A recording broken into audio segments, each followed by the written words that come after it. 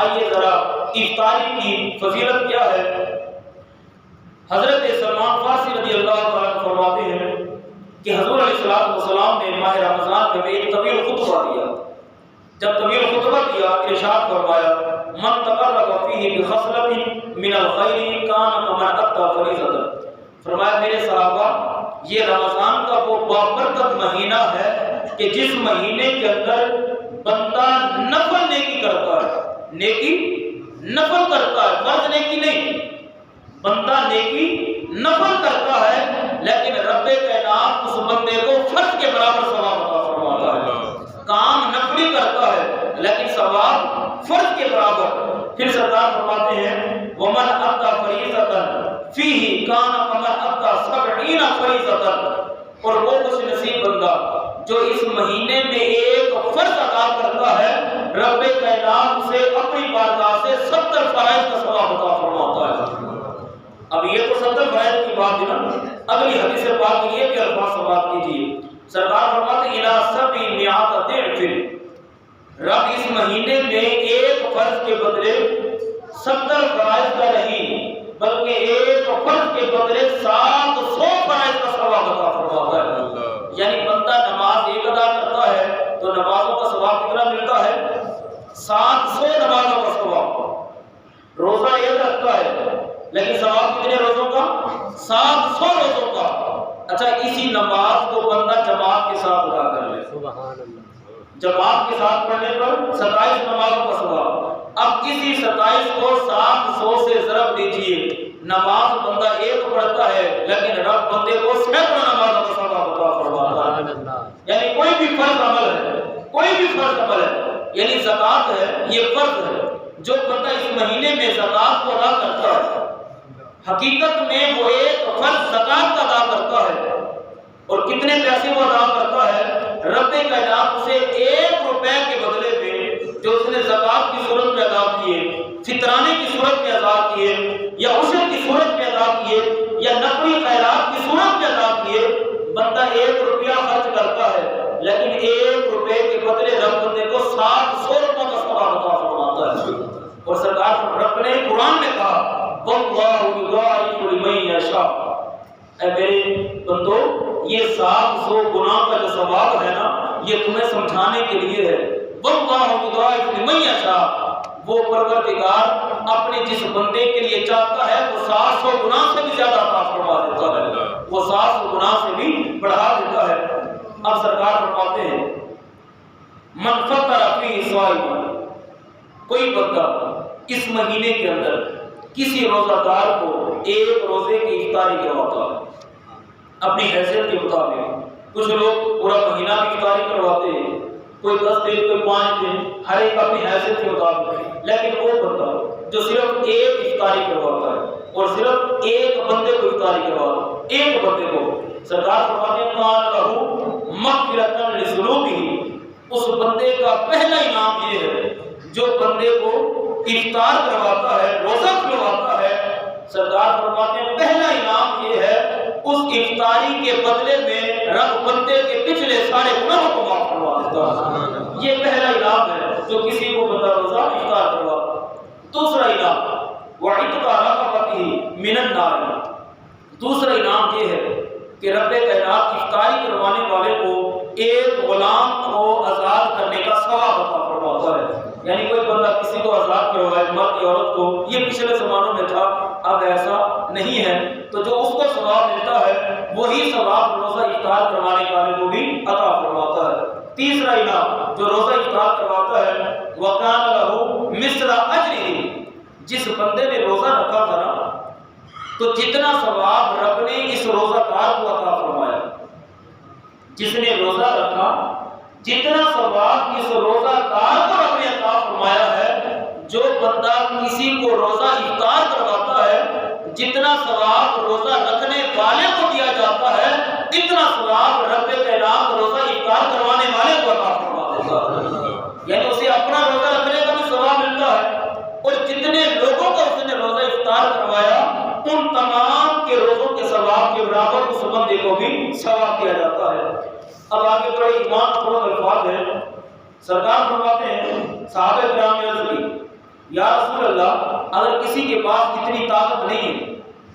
کہ وہ افطاری کروانے کے لیے بریانی کا انتظام کرے، ٹھنڈے اور میٹھے مشروب کا انتظام کرے، دودھ سوڈے کا انتظام کرے، پھل فروٹ کا انتظام کرے، کسی کے پاس اتنی طاقت نہیں ہے کہ وہ اتنا انتظام کرے، بس اتنی سی طاقت ہے، کتنی سی طاقت ہے؟ اللہ اکبر،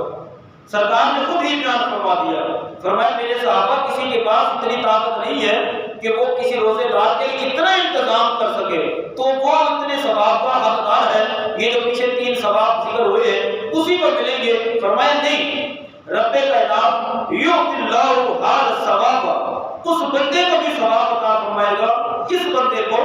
من فطر صائما علی مطعمۃ اللبن، جو بندہ کھانے کا انتظام نہیں کر سکتا، مشروبات کا انتظام نہیں کر سکتا، پھل فروٹ نہیں لے کر آ سکتا، بس کیا کرتا ہے کسی روزہ دار کو دودھ کا ایک پیالہ پیش کر دیتا ہے۔ یار میرے پاس اتنی سی طاقت ہے کہ میں تجھے دودھ کا ایک پیالہ دیتا ہوں تو اس کے ساتھ اپنے روزے کو افطار کر لے۔ اچھا سرکار فرماتے ہیں جو بندہ دودھ کا پیالہ دینے کی بھی طاقت نہ رکھتا ہو کیا کرے؟ او تمرتن، دودھ کا پیالہ بھی دینے کی طاقت نہیں رکھتا، اس کے پاس 2 کھجوریں تھی، ایک کھجور اس نے اپنے پاس رکھ لی، دوسری کھجور اس نے روزے دار کو عطا کر دی۔ کہا کہ یار میرے پاس کھجور کی طاقت ہے، میں تجھے ایک کھجور دیتا ہوں تو اس کے ساتھ روزے کو افطار کر لے، کھول دے۔ اچھا کسی کے پاس کھجور کی بھی طاقت نہ ہو، سرکار فرماتے ہیں اور شربۃ من ماء، روزے دار کو دیکھا کہ اس نے روزہ کھولنا ہے، اس نے مسجد سے گلاس اٹھایا اور ٹوٹی سے جا کر پانی کا بھر کر لے آیا اور روزے دار کے سامنے رکھ دیا، یار تو نے روزہ تو کھولنا ہے، میں تجھے روزہ کھولنے کے لیے کچھ اور نہیں دے سکتا، اتنی بھی طاقت نہیں کہ تجھے ایک کھجور دے دوں، میں تجھے پانی کا یہ پیالہ پیش کرتا ہوں، تجھے پانی کا یہ گلاس پیش کرتا ہوں۔ سرکار فرماتے ہیں وہ ثواب جو کسی روزہ دار کے لیے کھانے کا انتظام کرے، مشروبات کا انتظام کرے، پھل فروٹ کا انتظام کرے، اتنی ساری چیزوں کا انتظام کرے، جتنا ثواب رب اس بندے کو عطا فرماتا ہے اتنا ہی ثواب، اس کے برابر ثواب رب اس بندے کو بھی عطا فرماتا ہے جو دودھ کے پیالے کے ساتھ کسی کا روزہ افطار کرواتا ہے یا ایک کھجور کے ساتھ کسی کا روزہ افطار کرواتا ہے۔ کسی کے پاس اتنی بھی طاقت نہیں ہے وہ پانی کا ایک گلاس دے کر کسی کا روزہ افطار کروا دیتا ہے، رب جتنا ثواب اس بندے کو عطا فرماتا ہے اتنا ثواب اس بندے کو بھی عطا فرما دیتا ہے۔ تو یہ رمضان میں افطاری کروانے کی فضیلت ہے۔ ایک حدیث پاک میں سرکار نے فرمایا جو بندہ اپنی حلال کمائی میں سے، اور یہ بات یہ نشین کر لے،